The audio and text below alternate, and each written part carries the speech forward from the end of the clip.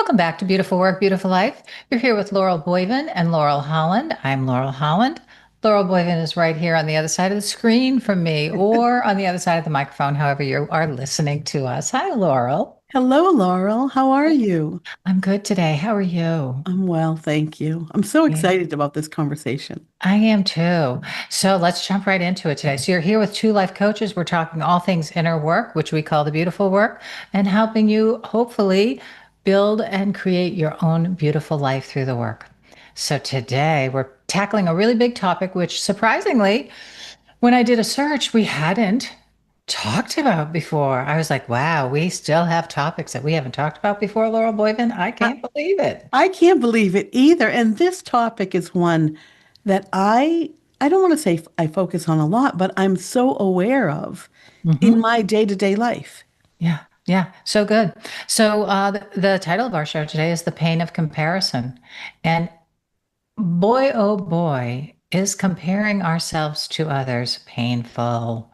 Because usually we're not doing it in a way where we're like feeling good about it. I don't know anybody actually. I don't know anyone actually that really can talk about it being in comparison mode and feel good about it. I think it's a pain point for almost everybody. I Yeah, think so too.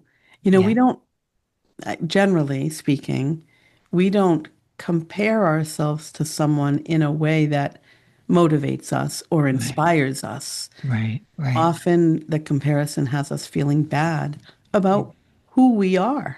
Yeah.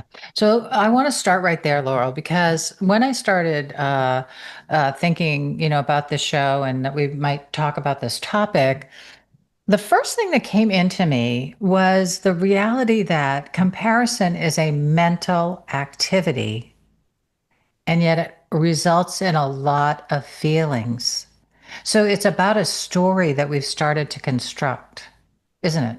It is. Yeah. And that's so interesting because it is the thought creating the emotion. Yes, yes.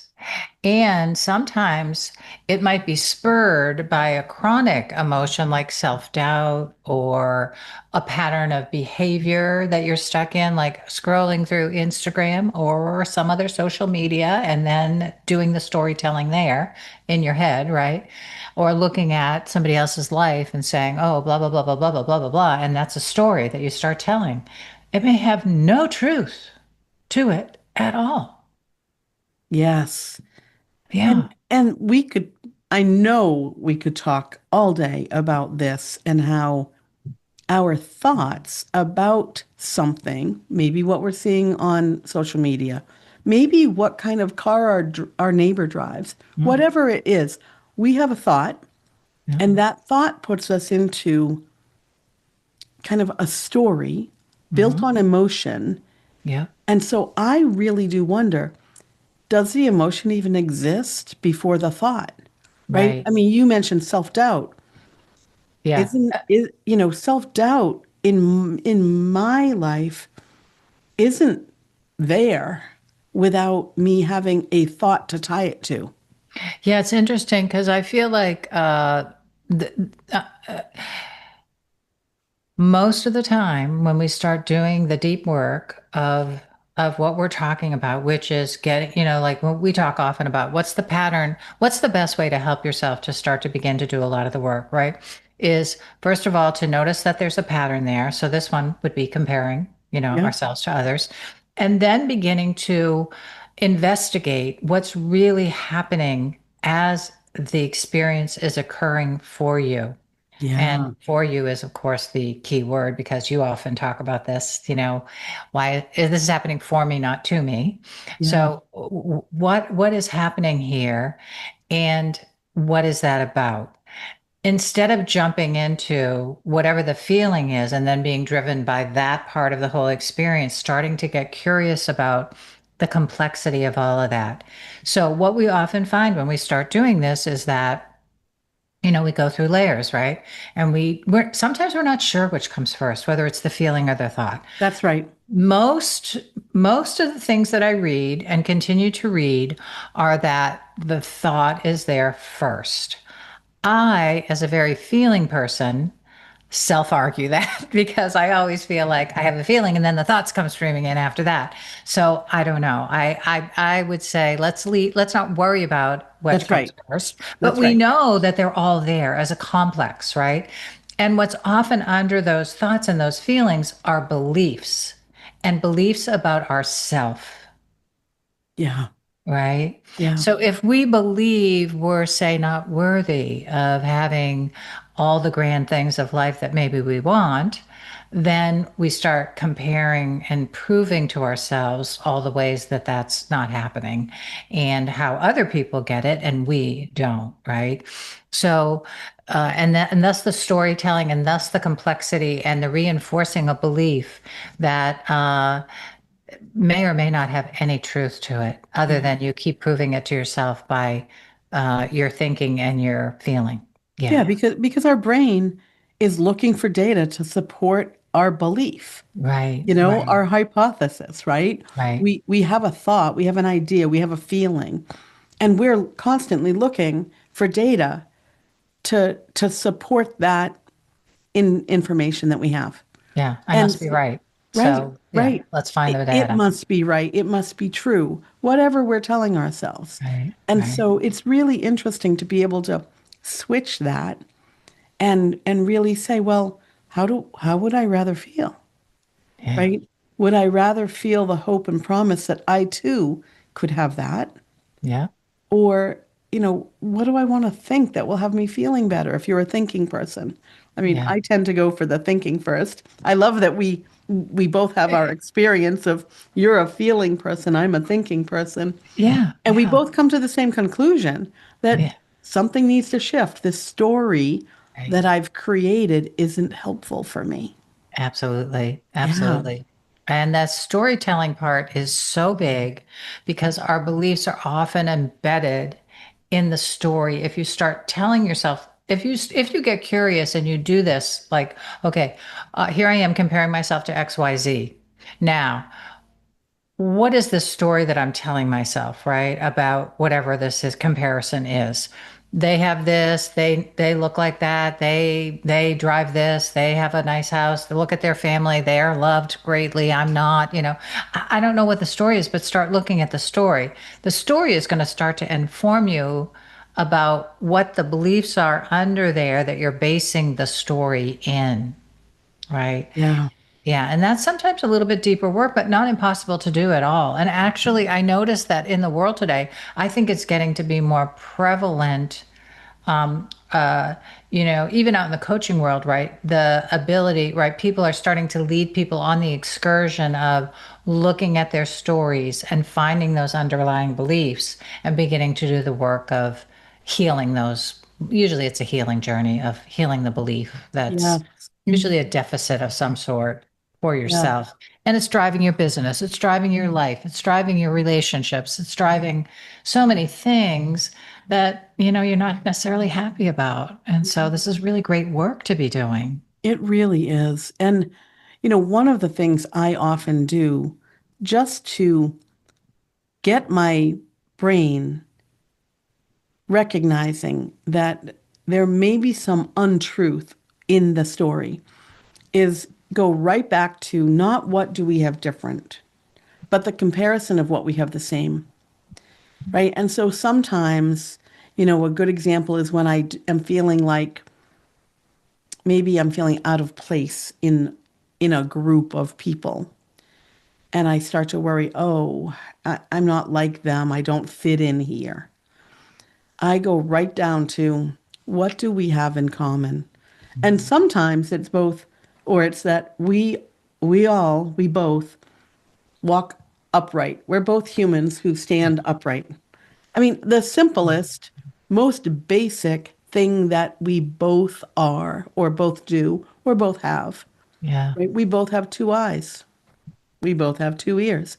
Because the more you start to see the similarities rather than the differences, it helps you to recognize really quickly that your story of I don't compete or I can't compete with them, I'm not like them.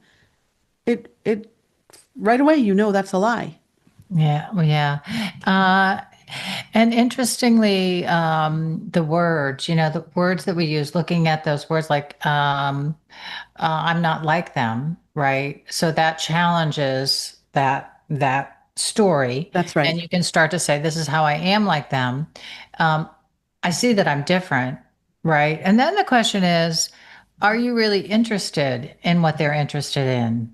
Maybe you aren't interested. Maybe you do differ in that way. Maybe you're not interested in what they're interested in, or maybe your path is taking you in a different place. And where is it that you want to go that maybe you're not there yet, right? So we start looking at the story. We start expanding the story. When instead of just telling the story in this comparative way, we start expanding the story into something that's more about, well, what is it that you really want, right? It always Yes, brings us back to that, doesn't it, Laurel? Always, it always. does. It does. And, you know, when I think about the comparison and comparing, yourself to others and that having you feel bad, it might be also some window of, well, what is it that I currently do or don't do or have or don't have that that I want, Yeah, yeah, right? I mean, maybe it's just intelligence of, oh, something in my life isn't quite right. yeah, And how can you use that information to move you towards something, towards a life that fits you better? yeah. And that's really the goal. I feel like if there's anything useful to come from the pain of comparison, if you're going to use it to your benefit, it's a little bit like I always felt like my journey with the feeling of jealousy and envy was similar to this, right? And because I don't think I was stuck hugely in a lot of comparing, but if I saw something that I felt envious of or jealous of in something in somebody else, my question always to myself was, what is it that they have or they are that I do have inside myself, because I came to understand that we all have everything inside ourselves, right? Right. So if you're looking at somebody, you're like, oh, I wish I had that. If it's something about what they're doing or how they're behaving, it's somewhere in you, but you haven't cultivated it enough to bring it forth in yourself in the way that you want to. So Yeah. rather than be focused on the jealousy or the envious feeling, then you want to get to work on, how can I express that more through my life? Or how can I be more of that in my own way in my life? Yes. You And know what? then we get to the point, the part of like really feeling again more self confident, because now I'm developing something in myself that is there and I'm expressing more of it. So now I feel better, right? I feel more Yeah. confident in being me. Yes. Yeah. And it really does remind me of, when in my conversation with Angela, talking about the pain Mhm. of loss, creating a purpose for her, Yeah. that we can do the same thing with the pain of comparison, Yeah. recognizing that there is a pain or a discomfort that our comparing ourselves to others is causing us. And how can we use that as a beginning of a more purposeful, intentional way of being? Yes. That's so beautiful. That's beautiful. I love that. And I feel like so let's do some journaling questions, Laurel. Okay. We've done a lot of or maybe even just like a little step by step, right, of the process here that we've kind of mapped out, but we've just, I mean, look, we came in today, everybody. We came in today with the idea like, we haven't talked about this topic before. We know it's big. We know we've had our own experiences of it. We wanted to share that today. And then we wanted to come to a place where we felt like we could help give you a little guidance around how to work with it. So I feel Yes. like we've had the talking part. So let's Yeah. see if we can like review a little bit and bring in some process here and some journaling questions. Okay. So I feel like the beginning is right, just noticing when you're in the process of comparing yourself.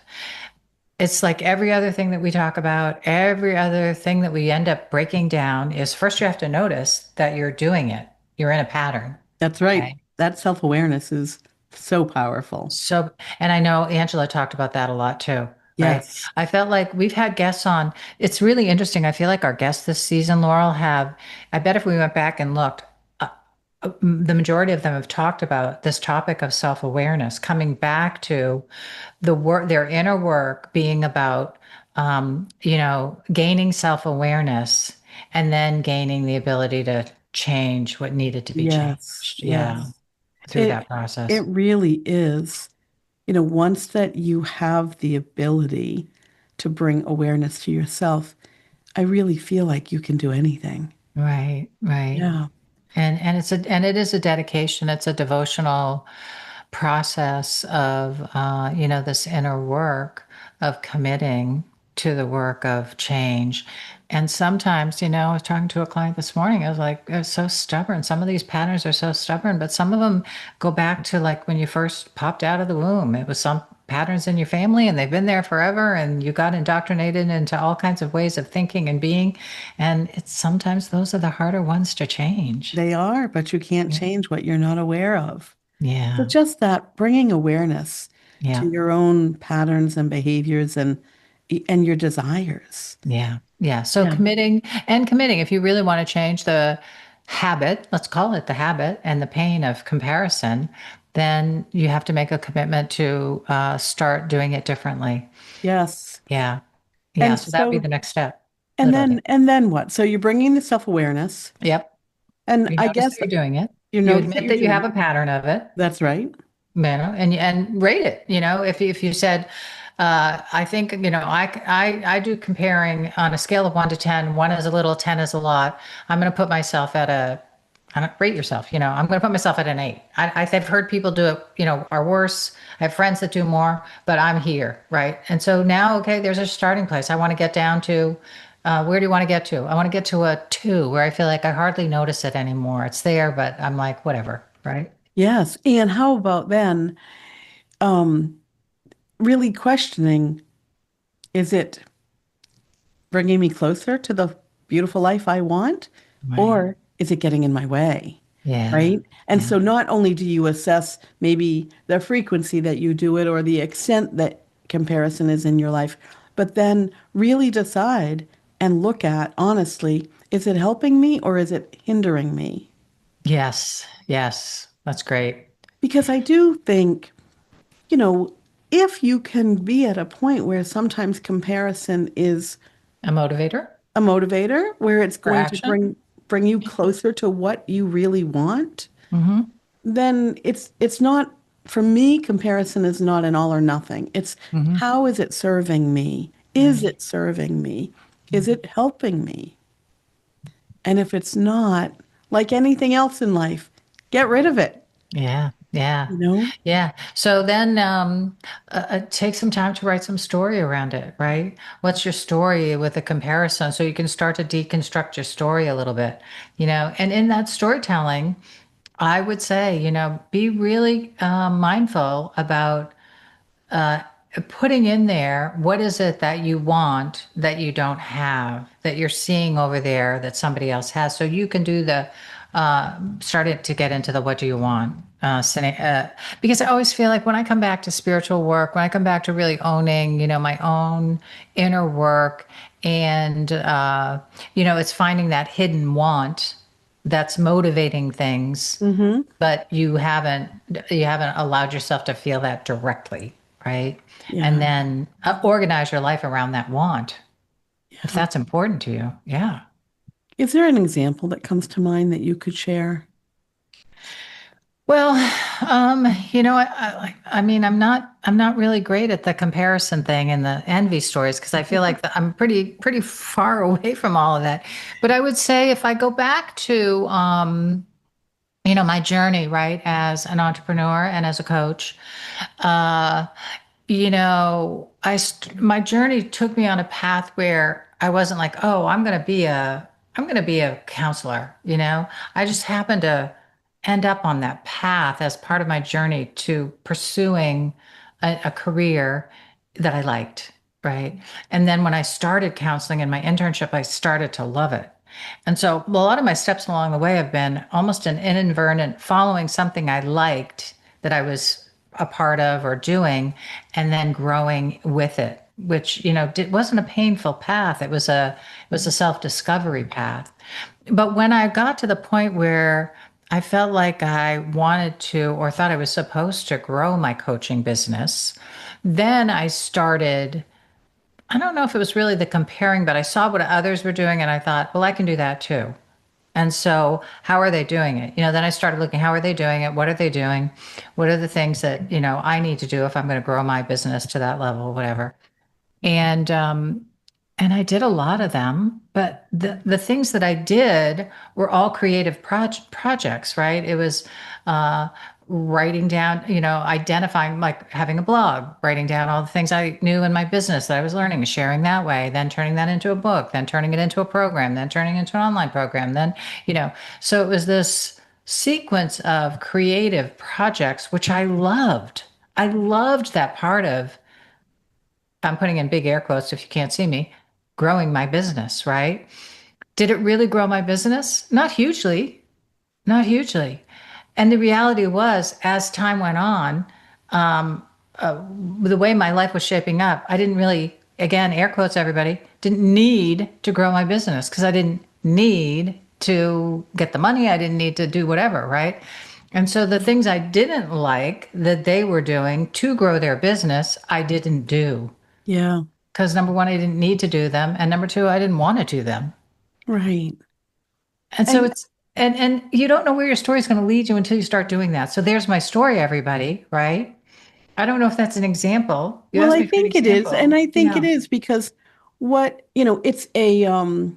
it's a type of comparison of gathering information, gathering data of how other people are doing it Right. without the jealousy and envy. And I think Right. that's the key, right? Right. Right. And so Yeah. here you could gather information and decide, how does that feel to me? Does it feel good to me? Is it a good fit in my life? Yeah. Is it hindering me or helping me? Yeah. Right. And so I think it's a beautiful example of comparison without the underlying envy and jealousy. Right. Right. Yeah. And Yeah. so it's a good example of how sometimes, looking at how other people are doing it, Right. there's no harm, no foul in that. Yeah. It really is, is it a good way for you to filter out what you want or what you don't want? Yeah. It seems Yeah. like it was. It was great. And I guess that's what I would say about the process. How comparison can go from pain to purpose, right? Yes. Is that probably is a bit of an example of that. And so my purpose, right, has always been to live a more holistic life, where I feel like I'm contributing to my family, I'm contributing to work, I, feel like I'm partaking in being a good, keeper of the earth, things like that, and not necessarily, making six figures in my business, right? That was Yes. not much less important to me once I owned, who I am and what I really want and what I really care about and the purpose that I want to serve here. Yes. Yeah. And then I think there's also part of the process that is getting clear on the why, Mm-hmm. right? Mm-hmm. And so why, why do you either want something Yeah. that you don't have or don't want something that you already have? Like the why. And in That's bringing, always the second part, Laurel. You hit the nail on the head. That's always the second part. When we do that work of what do I want, then the next question to be answered is why do I want it? yeah. Yes. And so going back to your example, you don't, it seems to me in hearing the story, you didn't compare yourself to others in a way that was, well, I want what they have because it looks good on them, right? Right, right. Yeah. It was more of I want to see what fits in my life and what doesn't. I want to know other ways of being and doing. Yeah, and I think that it was also interestingly, this is a great, I'm glad we went this far because part of the motivation or the doing of it was this is what you're supposed to do. If you Right. have a business, you're supposed to want to grow it to a really big level. That was my indoctrination into the Western world of thinking and, talking to other people growing businesses and whatnot, right? You want to make a lot of money and you want to have a lot of success or whatever it is, right? And so, the more of the doing of it and the more of the not the need for those things flushed out for me was, uh, why would I do that if that's not really, if I don't need those things and that's not a motivating factor here? What am I doing if I don't really care? Yeah. Yeah. And that's another good example of identifying the story behind Yeah. behind the belief, right? Yes. Or the story that is holding the belief Right. In place. in That's place. right. And so Yeah. being able to fact check that story, Yeah. being able to shift that belief or just create, I'm imagining, a belief that is rock solid and it has a little vibration so it begins to become less solid, you Yeah. know? Yeah. Um, It's because it great. is true, our beliefs are often the stories we've been told, Right. the stories we've been led to believe are true for us, Yep. right? Um, and so those are the things I think are really important as we begin to, lighten the pain of comparison or be able to participate in comparison without pain, Right. without it causing us pain, is really understanding the the story and creating our new story around it. Yeah. Yeah. That's great. That's great.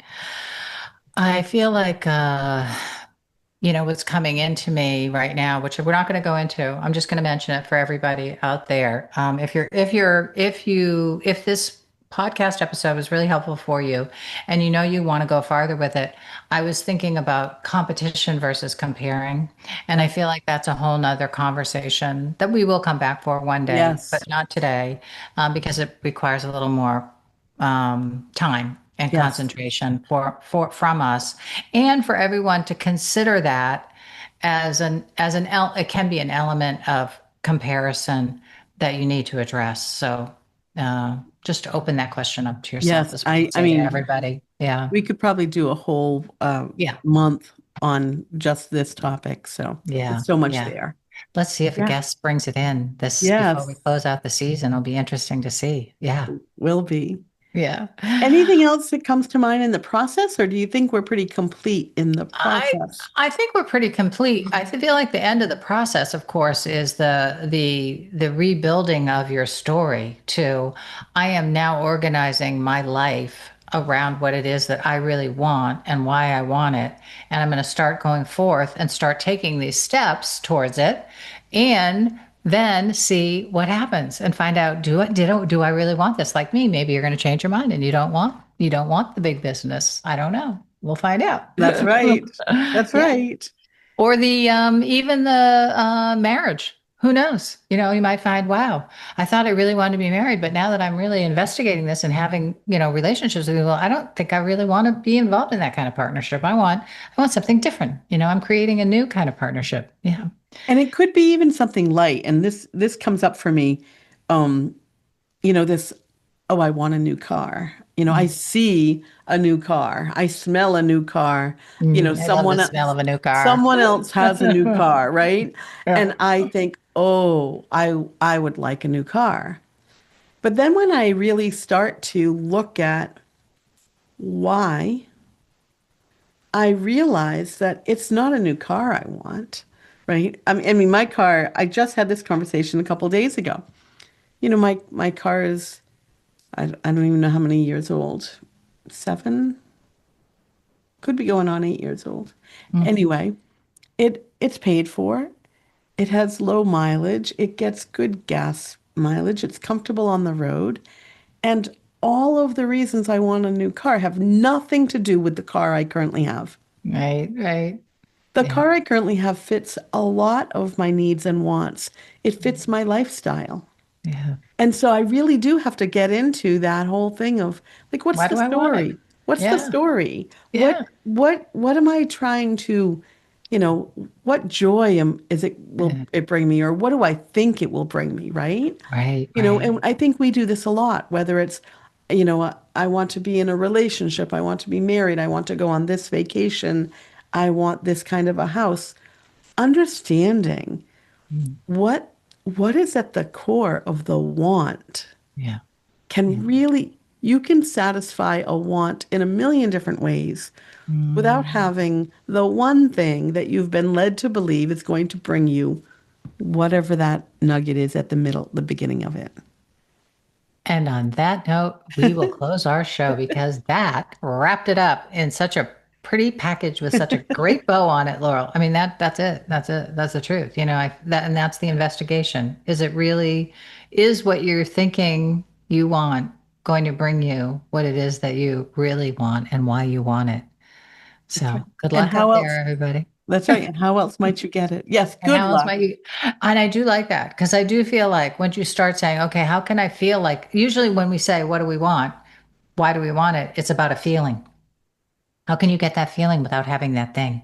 That's right. Yeah, yeah, And can I just add one more thing? And how can you not cast judgment on others who have that thing yeah. so that you can separate kind of the feeling you are looking for And your journey. and your journey from the feeling you have when you witness someone else having what you think you want. Yeah. Yeah. Yeah. All right, my friend, Whew. as Thank you, always. Laurel. Yes, great conversation today. We'll be Thank back for more just like it very soon. Yeah, every Monday we will every be Monday. back for more. That's right. Right, All bye for right. now. Bye for now, everybody.